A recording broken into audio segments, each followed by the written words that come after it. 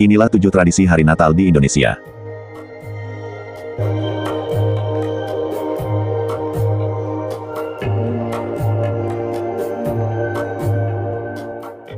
Yang pertama, Marbinda dan Marhobas, di Sumatera Utara.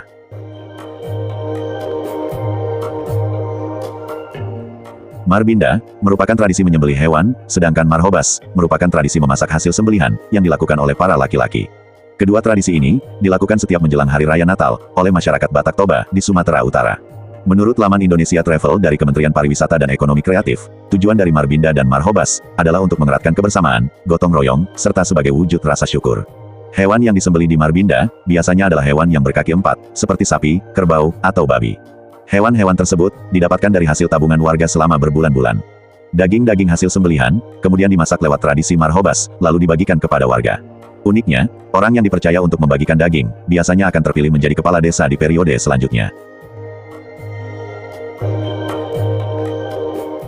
Yang kedua, Rabo-Rabo, di Jakarta.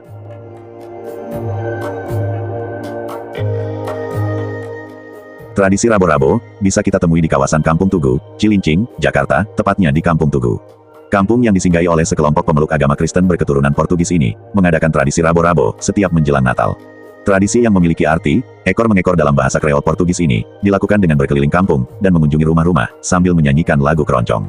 Tradisi akan dimulai dengan mengunjungi gereja terlebih dahulu untuk beribadah. Setelah itu, rombongan langsung mengunjungi rumah-rumah warga sekitar. Salah satu anggota keluarga dari setiap rumah-rumah yang dikunjungi nantinya harus ikut dalam rombongan. Layaknya ekor yang memanjang, tradisi ini biasanya ditutup dengan pesta makan di rumah yang terakhir dikunjungi.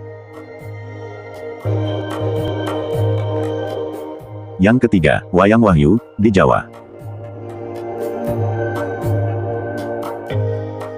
Dikutip dari artikel berjudul, Figur Yesus dalam Wayang Wahyu, suatu kajian dari aspek visualisasinya, karya Ajeng Trinursanti, dari Institut Seni Indonesia, lahirnya Wayang Wahyu, berawal dari gagasan Bruder Timotius Elwignew Subroto, FIC. Timotius terinspirasi, setelah menonton pagelaran wayang kulit purwa, pada tanggal 13 Oktober tahun 1957, di Gedung Himpunan Budaya Surakarta, yang dilakonkan oleh dalang bernama, MM Atmoyono, yang menampilkan kisah kitab suci perjanjian lama, yaitu, Daud mendapat wahyu keraton. Pementasan Wayang Wahyu digunakan untuk mengingatkan umat dalam menjalin keharmonisan antar sesama. Yang keempat, Ngejot dan Penjor, di Bali.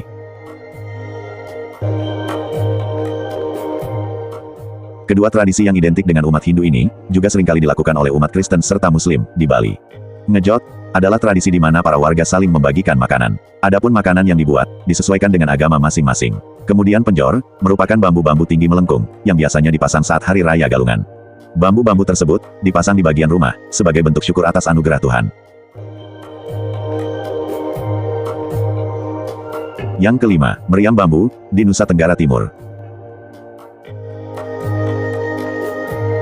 Di Flores, Nusa Tenggara Timur, ada tradisi yang diisi oleh pesta meriam bambu. Tradisi bernama meriam bambu ini tercipta dari permainan. Tidak cuma buat ramai, bunyi dari meriam bambu ini juga dapat diartikan sebagai sambutan terhadap kelahiran Yesus Kristus. Yang keenam, Kunci Tahun, di Sulawesi Utara.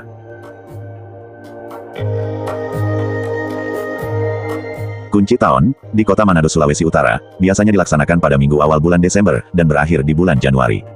Tradisi ini diawali dengan serangkaian ibadah di gereja, kemudian dilanjut dengan berziarah ke makam kerabat. Biasanya, saat berziarah, mereka akan meletakkan lampu hias di atas makam kerabat. Tradisi Kunci Tahun lalu ditutup dengan kegiatan pawai mengelilingi kampung sambil mengenakan kostum yang menarik. Dan yang ketujuh, Bakar Batu, di Papua.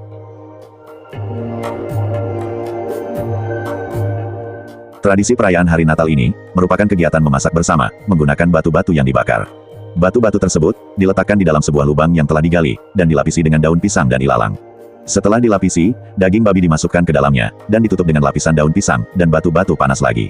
Kemudian, susunan tersebut diisi dengan sayuran dan umbi-umbian. Bahan makanan tersebut lalu ditutup lagi dengan daun pisang, ilalang, serta batu bakar. Tradisi ini dilakukan setelah misa Natal dengan durasi sekitar setengah hari. Bakar batu menunjukkan rasa syukur kepada Tuhan serta untuk menjaga kebersamaan.